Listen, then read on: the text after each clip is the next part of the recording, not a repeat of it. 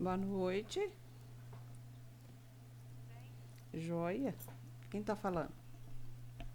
É Maria Juliana. Oi, Ju. Tava todo silêncio, achei que tava dando alguma coisa errada no meu celular. Porque eu tô esperando o pessoal hoje, o pessoal tá mais devagar. É, já tá chegando o final, já tá todo mundo devagar, né? É verdade.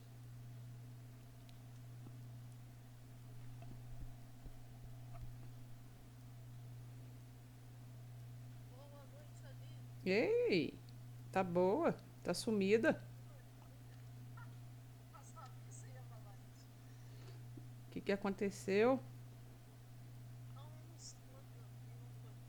Hum, Mas quem é viúva aparece.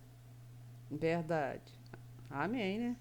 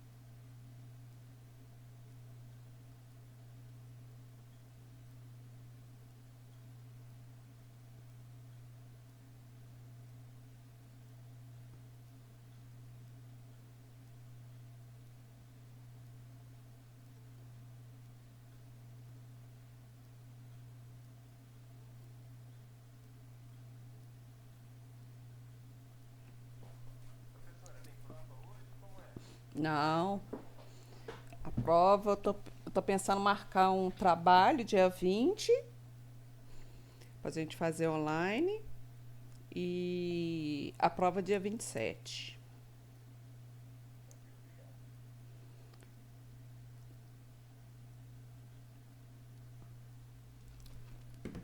Vou pôr isso no chat para todo mundo saber. Vamos lá. Exercício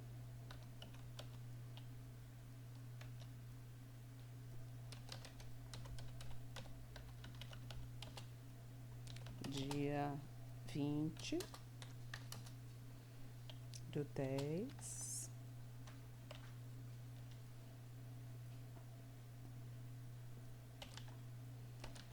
Valendo nota para segundo bimestre e prova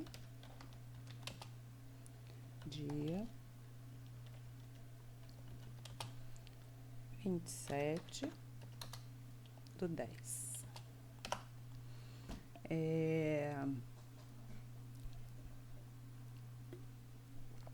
Semana que vem a gente não tem aula, né? Que é a semana do saco cheio que a gente fala. Que junta o feriado do Nossa Senhora Aparecida e no dia 15, dia dos professores. Aí, oi.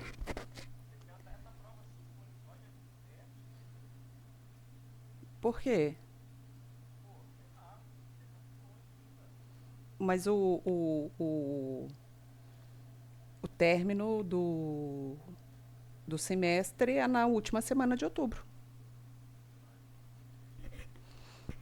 Porque, de qualquer forma, não tem como eu adiantar. Eu preciso do dia 20 para dar esse exercício, né? E no dia 27 a prova. Porque eu também tenho que estar com vocês nesses dias. Eu não posso adiantar a prova e não dar nada, né? Nem encontrar vocês no dia 27. Entendeu?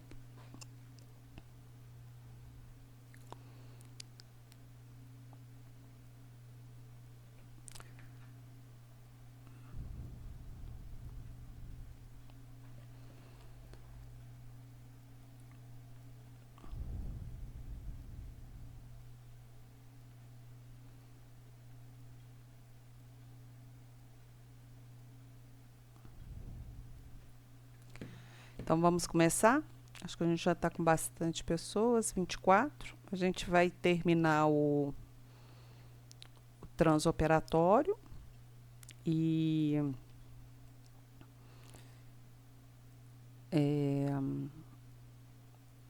eu vou passar um vídeo, vou explicando o vídeo passo a passo e depois a gente encerra nosso conteúdo referente à enfermagem cirúrgica no módulo 3, certo?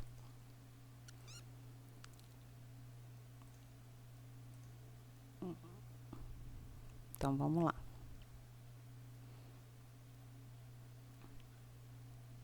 Voltando lá na apostila, a gente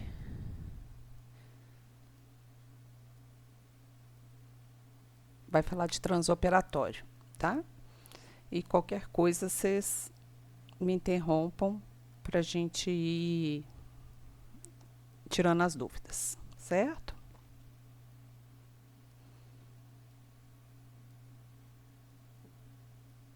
Aqui. Vamos lá, transoperatório. É o período que se inicia quando o paciente é recebido no centro cirúrgico e vai até o momento que ele é encaminhado para RA. Considera-se como intraoperatório o período que o paciente, já na sala de operação, é submetido à cirurgia. Então, dentro do transoperatório, o que nós temos? O intraoperatório, que é quando o paciente está dentro da sala de cirurgia. Então, como que a gente recebe o paciente no centro cirúrgico, já encaminhando ele para a sala de operação? Recepcionar o paciente na sua chegada ao centro cirúrgico ou na RA. É interessante que, ao recebê-lo, retira momentaneamente a máscara e se apresente de uma forma cordial, enquanto aproveita para observar se o paciente está devidamente identificado. Isso é muito importante, gente, se identificar, porque para quem está entrando no centro cirúrgico, todo mundo está igual. Está de pijama, está de touca ou gorro e está de máscara. Então, é muito bacana o paciente ter um referencial, pelo menos de um nome, né, de uma pessoa, porque se ele precisar acionar a gente, ele sabe a quem chamar, tá? O anestesista, alguns se apresentam, outros não, né? E o cirurgião entra, às vezes, para a sala de cirurgia, o paciente já está anestesiado, já está dormindo. Então, ele nem vê o cirurgião, ele só vai lembrar ou ver o cirurgião quando ele vai lá no quarto, no pós-operatório. Tomar conhecimento das anotações constantes no prontuário, principalmente as relativas aos sinais vitais e às medicações pré-anestésicas, né? Porque tem alguns médicos que prescrevem alguns calmantes para ser tomado no quarto antes de ir para anestesia, de ir para o centro cirúrgico, porque o paciente apresenta grande ansiedade, e as condições físicas e emocionais. Ninguém entra dentro do centro cirúrgico 100% calmo, tá? Às vezes que eu precisei operar, assim, eu sabia tudo que ia acontecer, mas lá no fundinho, eu estava um pouquinho ansiosa. E aos eventuais problemas alérgicos, tá?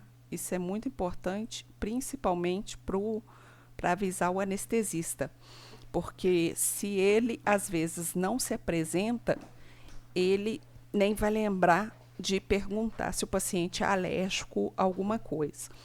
Muito comum são pacientes, por exemplo, alérgicos à dipirona. E toda cirurgia, como pós-operatório, os anestesistas passam dipirona para dor, né? É um exemplo. Fora outros tipos de alergias que descobre durante a anestesia ou quando o paciente está acordando, né? Circulante da sala operatória. O que nós, técnicos de enfermagem, fazemos? Técnicos de enfermagem, nós somos chamados dentro do centro cirúrgico de circulante. Além da preparação da sala de operação e dos cuidados com o próprio paciente, o circulante interage com o anestesiologista, com o instrumentador, né, e com a equipe cirúrgica. Então, a sequência de atendimento é esse. A gente auxilia o anestesista a iniciar a anestesista, nós abrimos os materiais para o instrumentador e depois a gente auxilia a equipe cirúrgica no que ela precisar completar, que o instrumentador não chegou a pedir para abrir. Deve inteirar-se das cirurgias previstas para a sala em que irá atuar e os respectivos horários, né? Por que cirurgias previstas? Porque tem paciente, por exemplo, que está no mapa que ele vai fazer uma mamoplastia, por exemplo, e tem, além da mamoplastia, tem, por exemplo, uma cirurgia de abdômen, né? Ou um outro exemplo, o paciente vai operar de vesícula, mas depois vai entrar a equipe de cirurgia plástica, né? Então, tem que saber todas as cirurgias que vão acontecer com aquele paciente, para você preparar a sala. Suas atribuições são desenvolvidas em 3 momentos distintos: antes, durante e após a realização da cirurgia. São os seguintes itens abaixo: providenciar os materiais necessários e adicionais à cirurgia programada, tá? Por que adicionais? que nem todos os materiais são padrões. Às vezes tem cirurgião que pede alguma coisa a mais, tipo uma Kelly longa, uma caixa de pequena cirurgia para complementar. Então, é saber realmente o que está programado para a cirurgia. Garantir o funcionamento seguro dos equipamentos. O que é esse funcionamento seguro dos equipamentos? Ligar e testar os equipamentos antes da cirurgia. Isso acontece muito da gente só colocar o equipamento dentro da sala e não testar. Na hora da cirurgia, aquela correria, porque tem que trocar o equipamento, porque aquele ali não está funcionando. Tá? E ver também a disponibilidade. Por exemplo, eu estou pondo um manguito pneumático dentro da sala. Manguito pneumático é um aparelho que faz a compressão do membro durante a cirurgia de ortopedia para que esse membro não sangre muito. Deixa eu ver se eu consigo ir aqui no YouTube, ver se eu consigo pegar para vocês algum vídeo de manguito pneumático.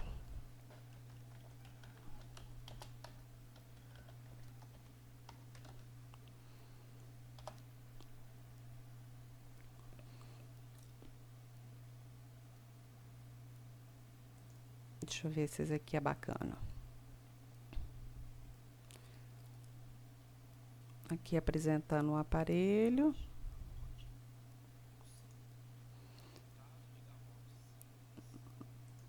Aqui ele montando, colocando ele no carrinho.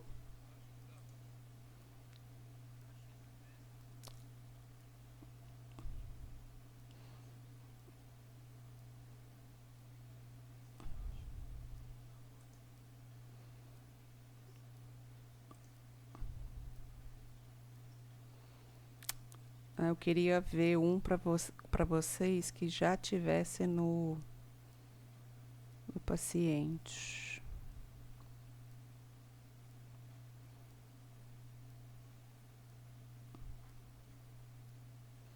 Bom, vamos voltar nesse primeiro aqui.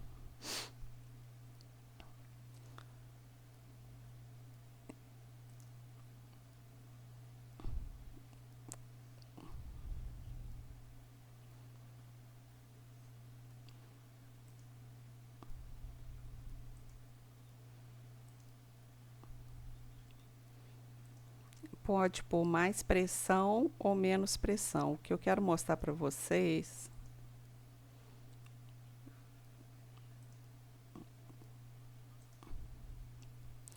é a mangueira.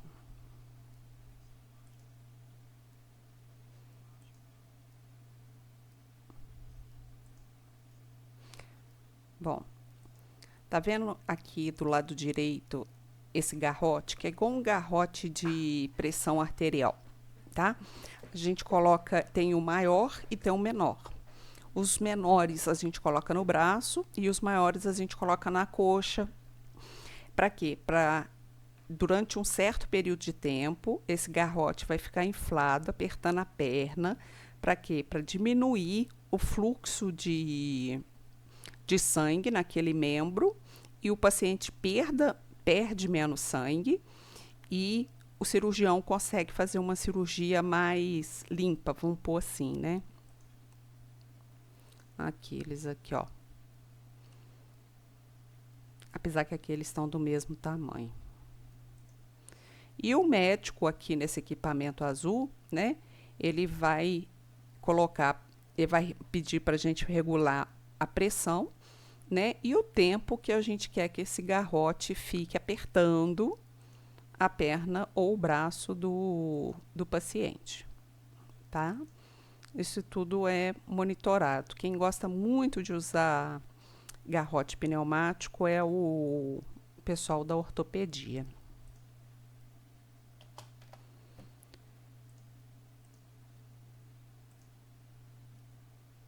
Vamos lá. É isso que eu queria falar, disponibilidade. Principalmente, se você tiver um garrote pneumático é um exemplo de um equipamento, você tem a obrigação de testá-lo antes, entendeu? Da cirurgia, porque é mais fácil sinalizar antes que anestesia o paciente do que depois. Já vi cirurgias em que o paciente foi anestesiado, fez a RAC, anestesia, fez a anestesia geral e teve que acordar o paciente porque o equipamento, né, que ia ser usado na cirurgia não estava funcionando. E isso é uma perda para o paciente, porque ele perde o dia, ele perde o jejum dele, tem que começar tudo de novo, com nova gria, nova internação, novo jejum, né? E novo preparo para a cirurgia. Tomar as providências necessárias para que a limpeza, a temperatura, a umidade e a iluminação da sala sejam adequadas para a realização do procedimento. Professora Aline, Oi, boa noite, tudo bem com a boa senhora? joia, Geraldo. Deixa eu perguntar à senhora, um pouquinho anterior aí, isso ocorre com frequência nos centros cirúrgicos? Essa Oco- questão De defeito em equipamento? Ocorre, o Geraldo, por incrível que pareça, de uma cirurgia para outra. Por exemplo, acabou de acontecer uma cirurgia por vídeo, né? E a torre de vídeo funcionou perfeitamente. Aí a gente vai, carrega a torre lá para outra sala. A hora que a gente chega lá, a televisão não liga. Nem a pau, nem pro reza. Aí você vai ver, queimou um fusível, o fio deu curto, o fio rachou e não está passando sinal. Acontece sim, tá? Por isso que é importante testar, porque testando, a gente tendo mais um, a gente consegue providenciar a troca. Mas é comum, sim. E normalmente não é por nossa culpa, tá? Porque equipamento eletrônico, principalmente de hospital, é um treco assim, tá funcionando. Aí, de repente, você chama o técnico chega do lado do aparelho, o aparelho volta a funcionar. Aí você olha pro técnico assim, ele olha para você e fala assim, nossa, mas você é mentirosa, hein? O negócio está funcionando direitinho. Aí a gente fala assim, não, foi só porque você chegou. mas sabe por quê? Hum, Toda vez que eu ouço isso, né, uhum, eu fico muito assim, voltado para a questão da cirurgia segura, entendeu? uhum. O que está na minha cabeça é isso, né? Porque não deveria acontecer com frequência, e acontece, né, professor? Acontece. Acontece sim. E engraçado que é engraçado que com aquela equipe cirúrgica que é mais criteriosa com as coisas dele, né? Ou que estão apressados com alguma coisa, batata. Acontece com eles. Mas estava funcionando perfeitamente com o doutor fulano antes. Não, deu defeito naquela ali. Então, a gente tem essa corresponsabilidade aí de checar, né, os equipamentos para a gente não comprometer o paciente. O cirurgião não. Porque O a ci- senhora vê, o paciente é anestesiado, ele tem que ser depois acordado, Exatamente. deu um problema, olha, mas assim, é uma perda muito grande para o paciente, né? Emocional, inclusive, né? Porque como a senhora disse, a senhora sendo profissional da área da saúde, a senhora sabendo de tudo que vai acontecer, quando a senhora entrou no centro, a senhora entrou ainda com um pouquinho de receio, um pouquinho de medo. Você Sim, imagina o seu João das Couves lá do interior e que não entende nada, né? Como ele deve ficar, né, numa situação dessa, né? é verdade. Teve uma vez que eu fiquei com uma pena danada de um paciente que não é em relação ao equipamento. O que aconteceu com ele, coitado? Ele era muito humilde, ela lá da zona rural de Viçosa. Aí, gente, eu acho que o médico não orientou o pré-operatório e ele não internou antes. Ele chegou de Viçosa e foi pro centro cirúrgico. Aí, na hora que o cirurgião foi receber ele, né? Perguntar para ele, se ele, os exames, ver os exames, perguntar se ele fez o jejum, ele tinha tomado café da manhã. Ah, meu Deus. Ah, tadinho, dá uma pena porque Aí o filho dele falou assim, mas ninguém falou que tinha que ficar sem comer, né? E nem sabia direito o que era jejum. Ele custou entender o que era jejum. Aí, demais, demais. Aí o médico ficou nervoso. Eu até falei que depois com o médico, eu falei, nossa, doutor, não precisava ficar nervoso. Será que você pode até ter orientado, mas será que ele entendeu o que é jejum? Porque pra gente, jejum é um termo muito comum. Mas para quem é leigo, é muito difícil entender, né? Tem que falar exatamente aquilo. Ó, a partir da meia-noite o senhor não pode comer nada. Aí fica claro para ele, né? Claro. É igual quando eu preciso de advogado, meu cunhado é advogado, e ele vai me dar as respostas, às vezes, das coisas. Aí ele fala lá na língua dele, eu fico assim, Wilber, por favor, fala para mim o que é impedimento, o que é impedição, que é isso, o que é aquilo. Porque realmente é uma área que a gente não entende. E os... É o vocabulário técnico, né? Da Exatamente. enfermagem, do direito, né? Da medicina, né? Eu acho que o barato da coisa é você falar a linguagem. Eu acho assim, quando a gente tem uma oportunidade na vida, né? Você não tem que ficar falando difícil para aquelas pessoas mais simples. Você tem que Uhum, descer do pedestal e falar a linguagem do povo. é isso aí. Não, falar de Vocês um vão jeito, explicar. exatamente, falar de um jeito que entende. Quando eu trabalhava em enfermaria, era muito comum eu entrar no quarto, né, o paciente ser admitido, o médico passar, falar assim, ó, infartou. Beleza. Aí na hora que eu ia passar a minha visita, eu via que o acompanhante, às vezes o paciente, tinha muita dúvida. Que é infarto? Como é que, entendeu? Vai ter que colocar, por exemplo, tá com cálculo renal, vai ter que colocar um duplo J. Aí imagina na cabeça do paciente, duplo J, mas o que é isso? Aí, o que eu fazia? Eu desenho mesmo no papel, explico, ó, vai ser pela uretra, ele vai subir, é um canudinho fininho, ele vai alargar o seu ureter, que é um cano, para deixar o cálculo descer sem te machucar. Aí, a hora que a gente vai explicando, por isso que é muito importante para a enfermagem, saber com o que está trabalhando para saber exatamente e esclarecer esses pontos, entendeu? Por exemplo, medicação. Eu não sei se todo mundo tem ciência disso. É obrigação, isso está até no, no livro do Corém como uma norma obrigatória. Por exemplo, se eu tiver internada, você entrou no meu quarto, Geraldo, para fazer, vamos supor, uma dipirona, e eu te perguntar que remédio é esse, você vai falar, dipirona. E você, e eu te perguntar para que é isso, para que esse remédio serve, você vai ter que explicar também, tá? O que aconteceu no Monte Sinai quando, numa situação ímpar?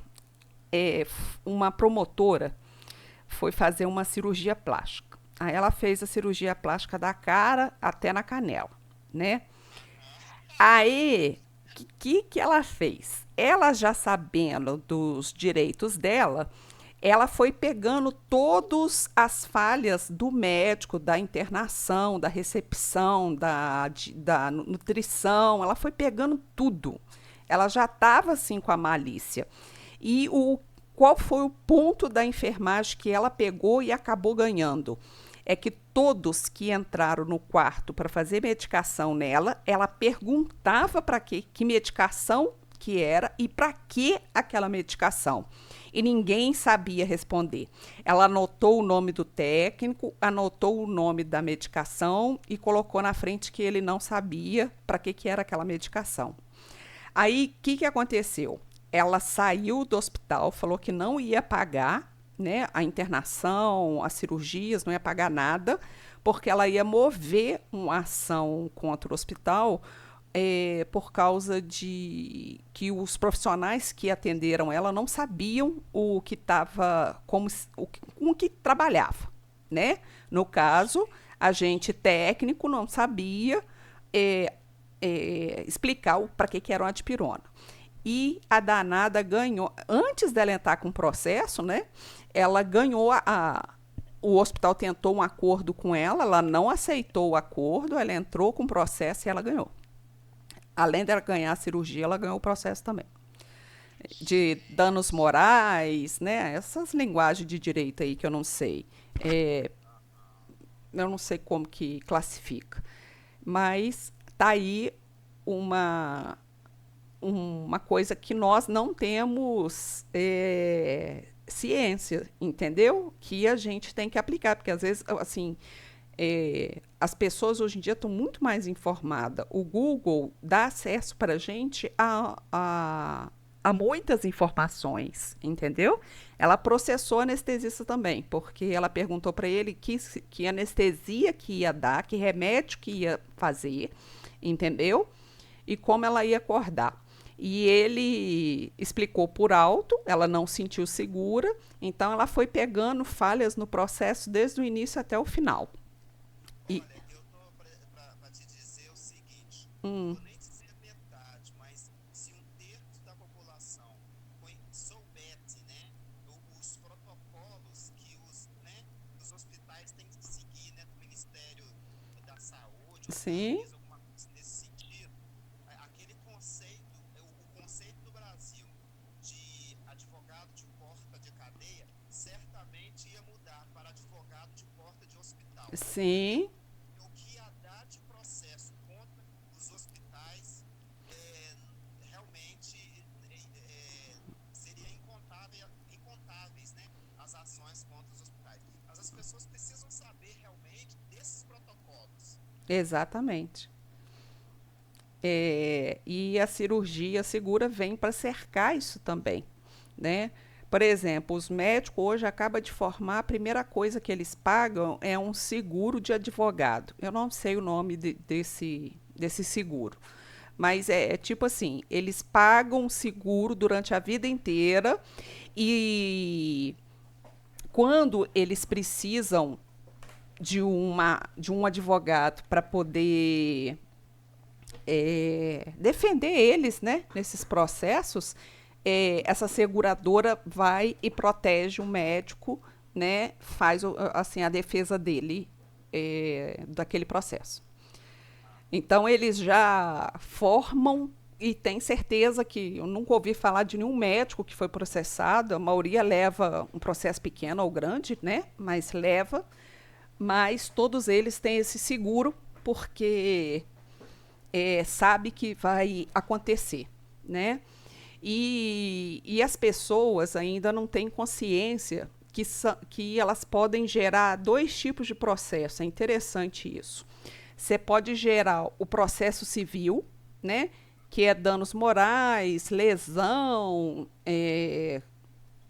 e pode também gerar um processo profissional no órgão, no conselho desse profissional. Por exemplo, eu fiz uma cirurgia, vamos supor que eu ia fazer uma esterectomia e descobri que além do meu útero, o cirurgião tirou meu ovário, né? Aí o que eu vou mover? Eu vou mover a ação contra ele, civil, né? Porque ele me lesou, ele tirou meus ovários. Eu vou mover uma ação também junto ao CRM, né? Cabíveis dentro do critério deles, né? Então, o sujeito pode levar dois processos. Então, pensando assim, só que a maioria das pessoas simplesmente processa a instituição, o hospital, que é o terceiro processo que pode se abrir, né?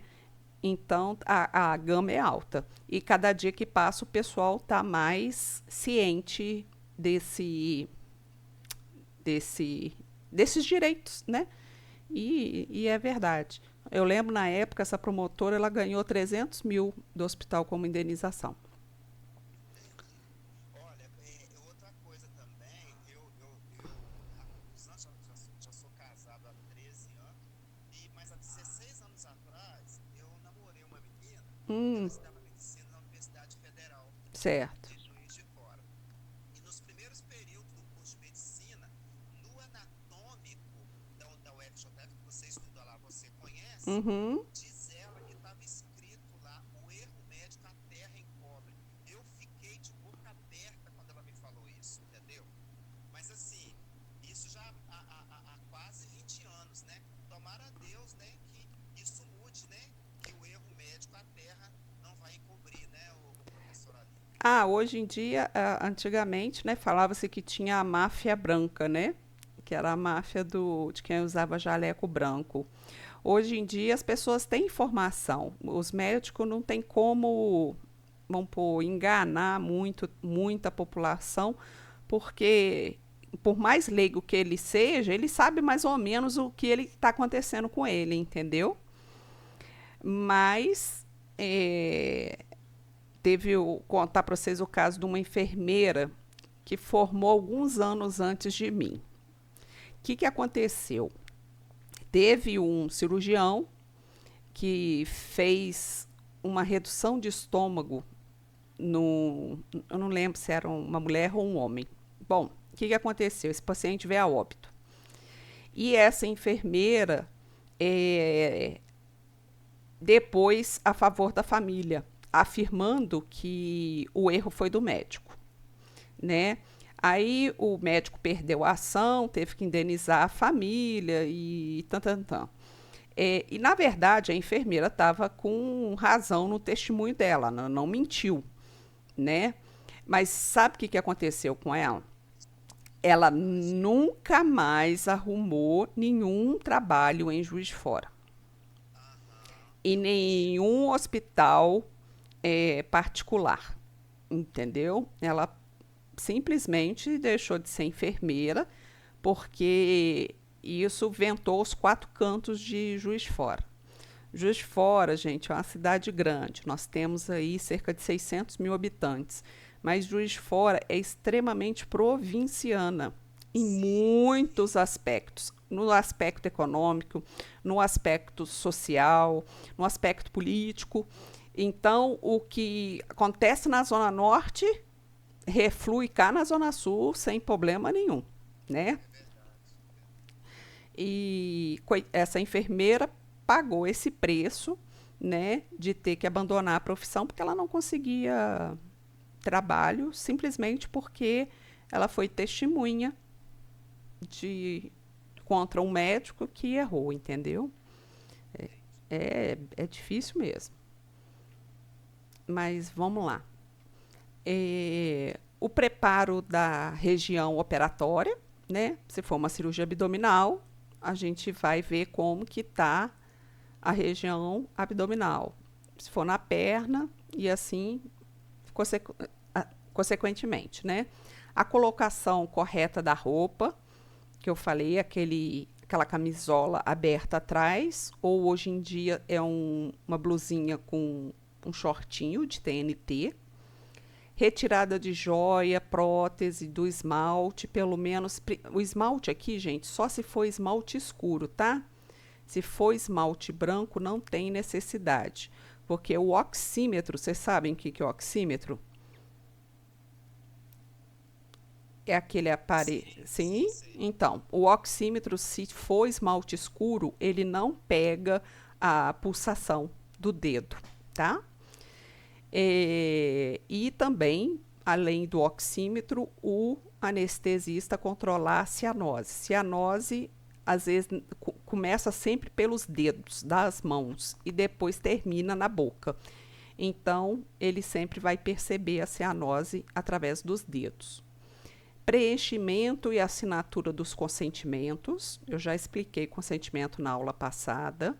É uma forma de proteção, né, para a instituição e para o cirurgião, mas que não exime a responsabilidade de ambos com o paciente.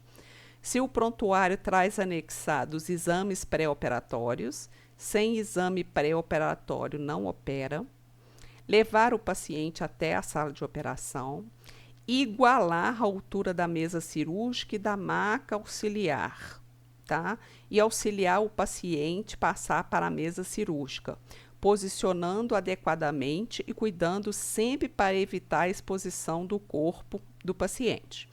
O que eu falo com isso? Toda vez que você encostar uma maca numa mesa cirúrgica, a mesa cirúrgica, gente, ela é presa no chão. Ela não sai, ela não anda, ela não inclina, tá?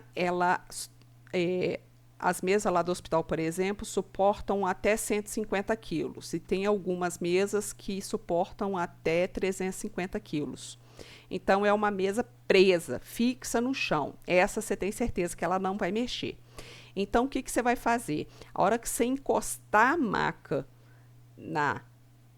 do lado da mesa cirúrgica, você vai segurar a maca, além dos trincos os trincos da roda, você vai segurar a maca com o seu corpo e auxiliar o paciente a passar para a mesa cirúrgica, tá? Porque o que é muito comum? O paciente apoia na mesa cirúrgica, a maca vai e sai do lugar. E o paciente pode cair nesse buraco que se faz entre a mesa cirúrgica e a maca, entendeu? Então, tomar muito cuidado na hora de passar o paciente. Você tem que ficar do lado da maca para você, além de prender a maca, você prender a maca com a força do seu corpo. Porque senão a maca pode sair do lugar, tá? E outra coisa, a mesa cirúrgica, gente, ela tem 60 centímetros de largura. Ela é extremamente fina, tá? Paciente idoso não tem muito equilíbrio. Então, quando ele está na mesa mais fina, ele pode correr o risco de cair da mesa, tá? Então, você tem que centralizar o paciente na mesa cirúrgica para ele não correr o risco de queda, tá? Auxiliar o anestesista, o instrumentador e a equipe cirúrgica, verificar se a peça anatômica retirada do procedimento cirúrgico, então, quase 100% das cirurgias sai a peça anatômica. O que é a peça anatômica? Se eu vou operar de vesícula, a peça anatômica que vai ser retirada é a minha vesícula. Se eu for operar o apêndice, a peça anatômica que eu vou retirar é o apêndice. Se eu for operar de retirada de útero, de próstata, a peça anatômica vai ser o útero ou vai ser a próstata. E essa peça anatômica, ela é enviada para o serviço ou laboratório de patologia, tá? Para ver se essa peça está com células cancerígenas ou não. Deu para entender essa parte aqui?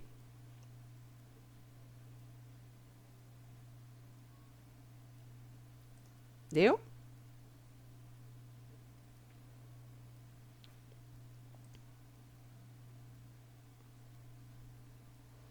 Bom, vou dar sequência. E isso acontece também, por exemplo, até numa endoscopia. Se eu for fazer uma endoscopia, é retirado um pedacinho do meu estômago, e esse pedacinho do meu estômago é a peça anatômica, e esse pedacinho de estômago eu tenho que mandar para o serviço de patologia. Quer ver um exemplo desse fluxo mais comum que a gente tem? Nós mulheres, todo ano nós fazemos o preventivo, não fazemos? Aí, quando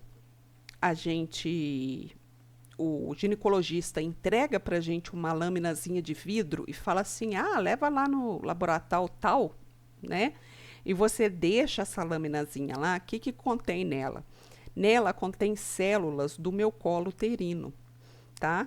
O que esse laboratório de patologia vai fazer? Ele vai examinar se dentro daquelas células agarradas naquela lâmina tem alguma célula maligna. Porque se tiver indício de célula maligna, tem que fazer exames mais aprofundados, que você pode estar com início de câncer, por exemplo, no colo do útero. Deu para entender? Alguém pode me dar um feedback? Josilene, você quer que repete o quê?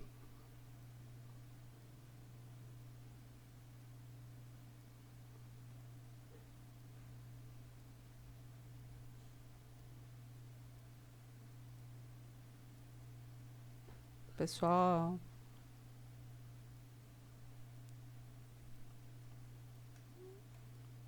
Arô?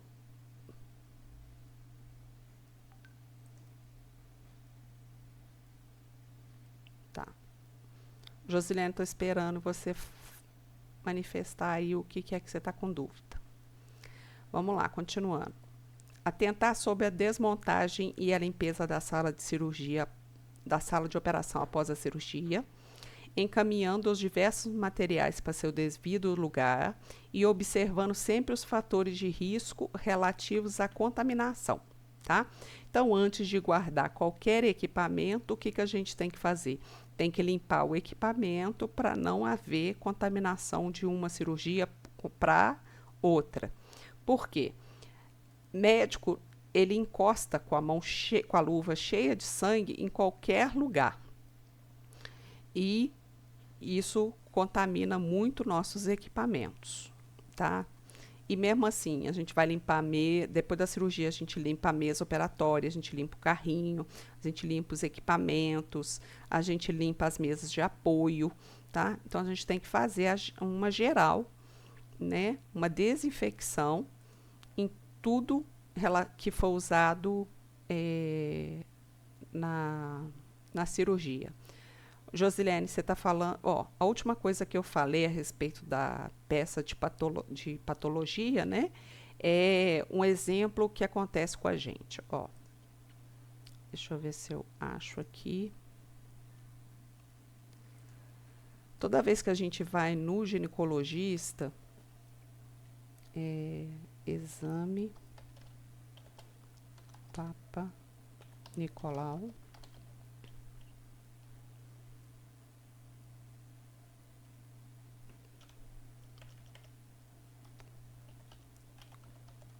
Nicolau e a placa de patologia. Tiriri.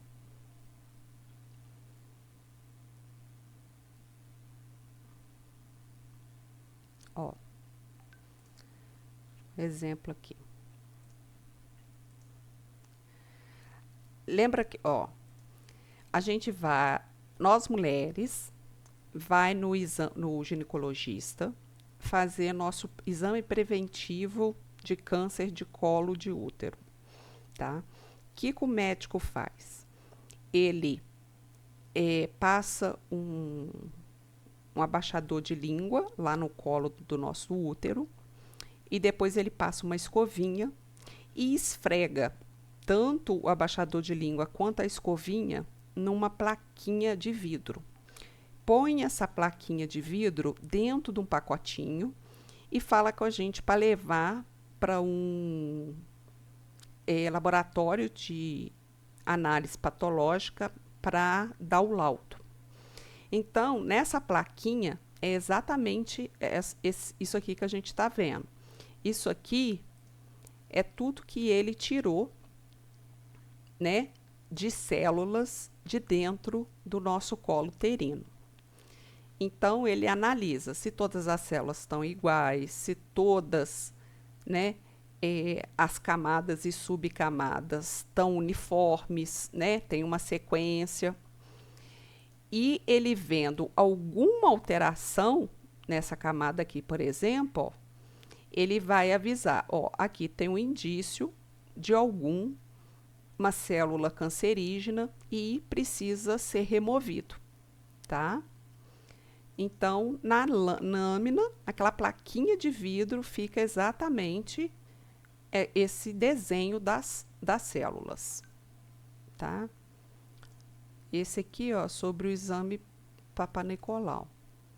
O que a gente tem? Espera aí, deixa eu passar o anúncio.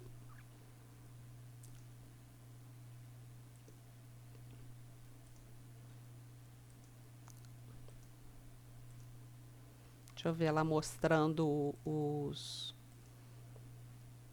instrumentos, né? Usa o espéculo vaginal para abrir a vagina e conseguir ver aqui nesse fundinho aqui o colo do útero, tá?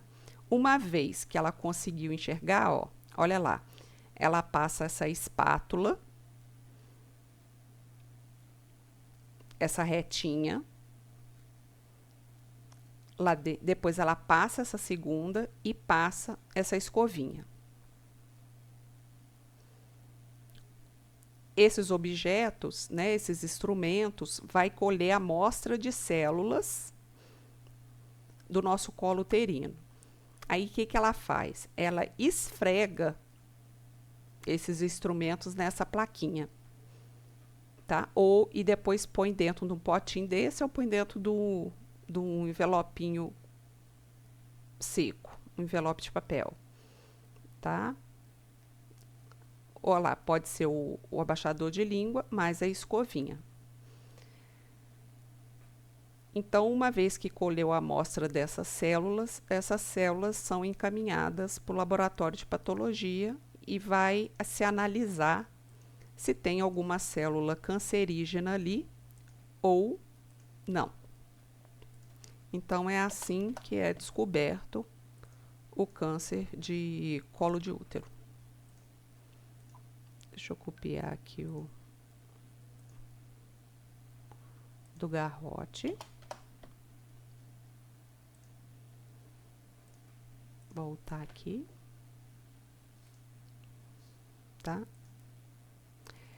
Ô, gente, deu para entender o que é o exame patológico? Cadê vocês? Beleza, Josi. Então, vamos lá. Eu vou pôr um videozinho aqui do YouTube para a gente ver as partes do transoperatório relacionados à enfermagem. Tá? Vou voltar um pouquinho.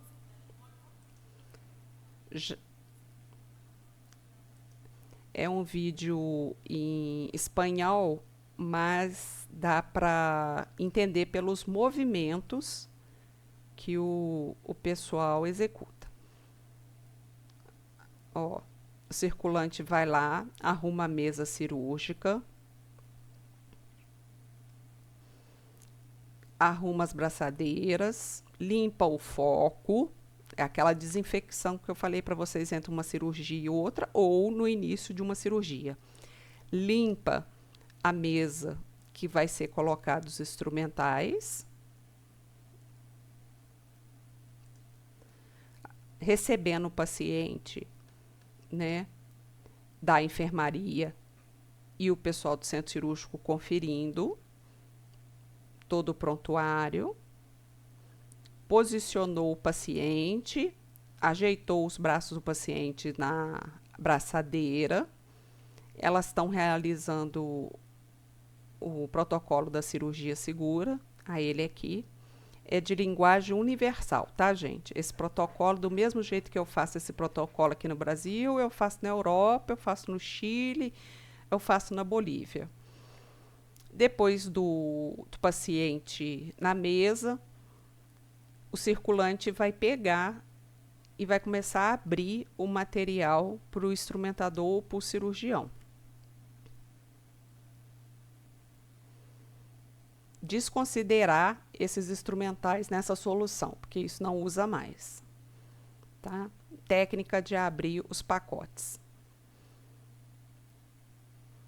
Os pacotes também lá é amarrado com tipo um nó, olha que engraçado. Aqui a gente amarra, dobra direitinho com um presente e põe fita crepe. É isso aí, abre a primeira parte, as duas laterais e puxa a outra extremidade. Lá, eu não sei de onde que é esse vídeo, eles têm essa pinça para poder abrir o resto do pacote, mas normalmente quem faz isso é o cirurgião ou o instrumentador. Qual o objetivo?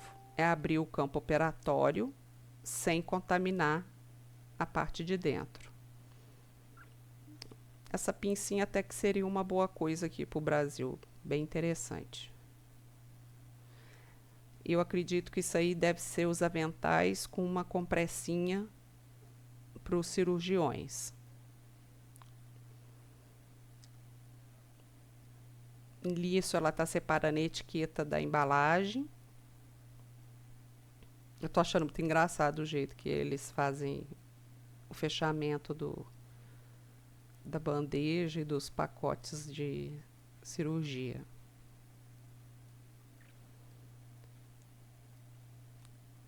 Desde a armação, que vocês devem estar carecas de ver, que eu falo disso desde o início.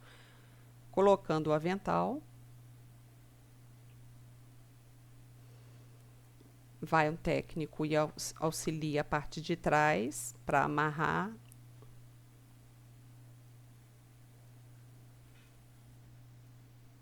Ele vai pôr as luvas agora.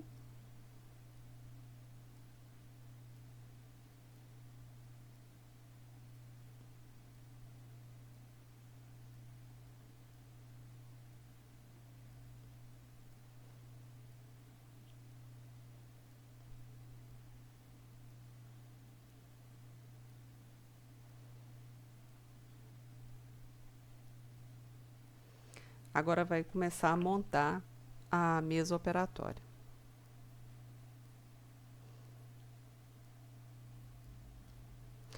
No caso, gente, nosso, essa solução não é usada mais, tá? O que nós fazemos? Nós oferecemos essa bandeja aqui, tá? Estéreo para o instrumentador, e o instrumentador vai separando os instrumentais. E ele vai montando a mesa. Professor, Fala, meu bem. mas esse que tá auxiliando aí não deveria estar de luva, não? Mesmo não sendo cirúrgica, essas luvas estéreo não tinha que estar de luva, não? Seria o certo, tá? Tem muitos erros aqui de, de, de técnica, tá? Era para estar com luva assim, tá? Eu tô indo sinalizando para vocês. Duas coisas erradas. Ela não tá de luva e o instrumental tava numa solução. Instrumental em solução não existe mais. Todos os instrumentais hoje são instrumentais que vão na autoclave, tá? Mas o vídeo é bem ilustrativo para mostrar a parte do intraoperatório, né? Agora sim, ó, ela pegou os instrumentais que foi na autoclave. Tá tirando da bandeja. Eu acho que ela vai dar essa bandeja para circulante. No caso, não, ela vai colocar lá na mesa de maio. Olha que interessante. Aqui no Brasil, a mesa de maio, a bandeja fica aqui. A gente não esteriliza ela, a gente só esteriliza o campo. Isso aí é uma boa técnica, interessante. Ela colocou a bandeja lá, abriu o campo, está organizando os instrumentais. Na sequência que vão usar, do corte até a apreensão.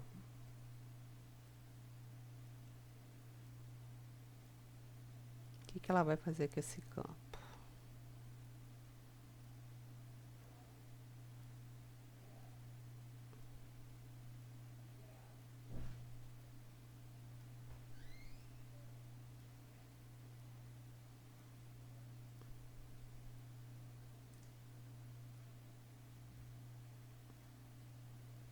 Ela só está organizando para separar as pinças ali em cima.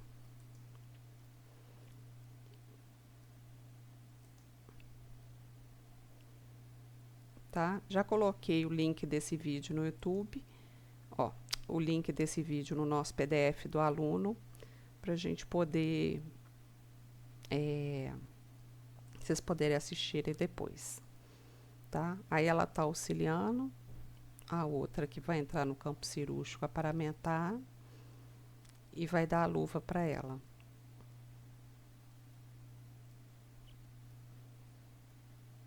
Agora elas vão fazer a gente chama barraca de anestesia.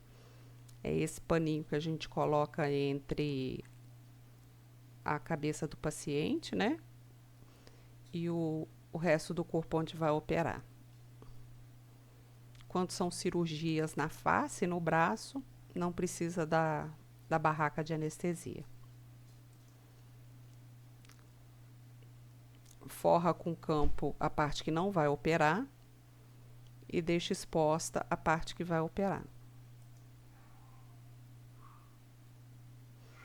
até que a colocação dos campos estão certinhos, estão dentro da técnica que a gente usa aqui no Brasil também.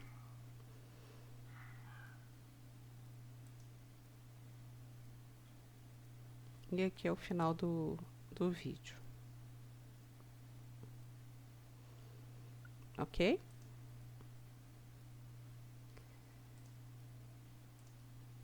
Bem bacaninha esse vídeo. Gente, alguma dúvida? Alguma pergunta?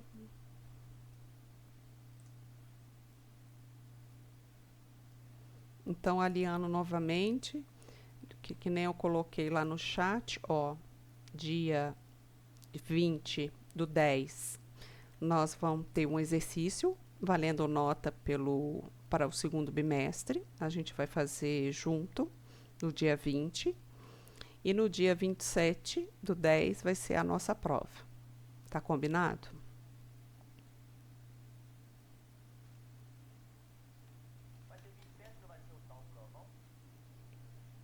Que provão, gente? Não tô nem sabendo o que é isso. Me ensina.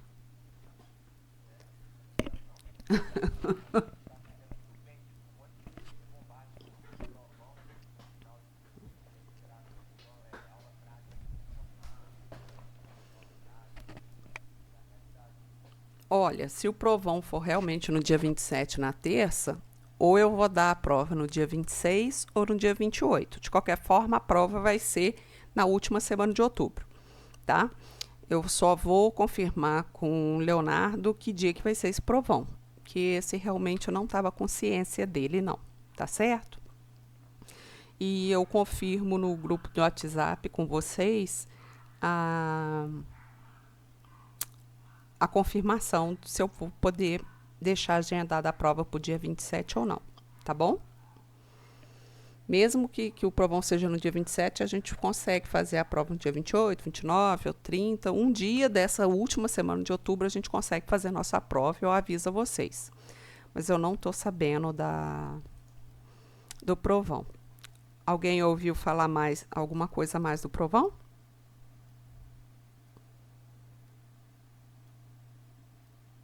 Mas parece que esse provão aí, amigo, Hum. ela nem falou. A gente que tem que ir lá e fazer lá. Pois é, eu não tenho informação, nem estava ciente dele, então eu não sei de falar nem como é que vai acontecer. Esse provão Hum. não é aquela prova de valendo 100 que vocês dão pra gente, não. Uhum. Entendeu? É uma prova que é Superintendência, isso, ela quer que os alunos façam.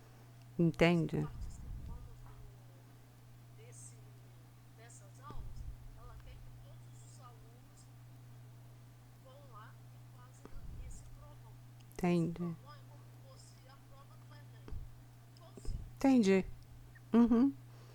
O objetivo é uma nota geral, né?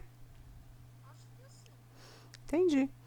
Tá, eu vou confirmar direitinho a data desse provão e aí sendo no dia 27, eu remarco a prova e comunico a vocês.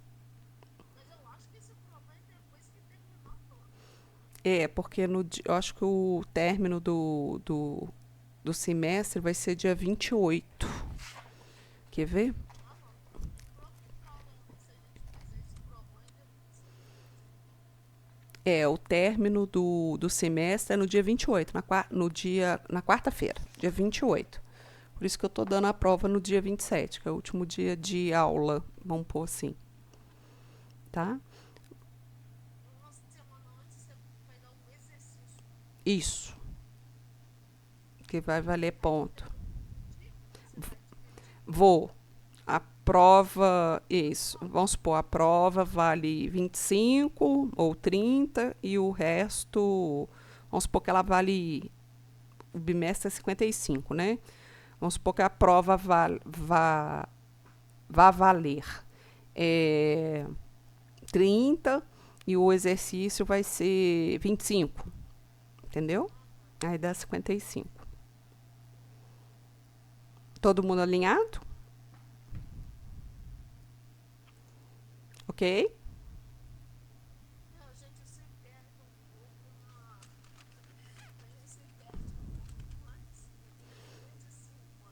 É, é assim mesmo.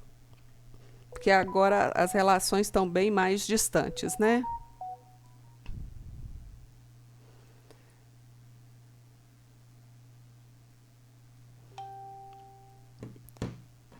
Tudo bem, gente? Todo mundo entendeu o último conteúdo? Alguma pergunta?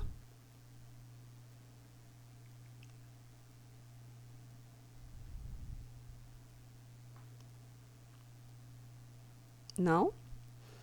Podemos encerrar a aula aqui então? Ok, Vanessa. Obrigado pelo retorno. Isabela.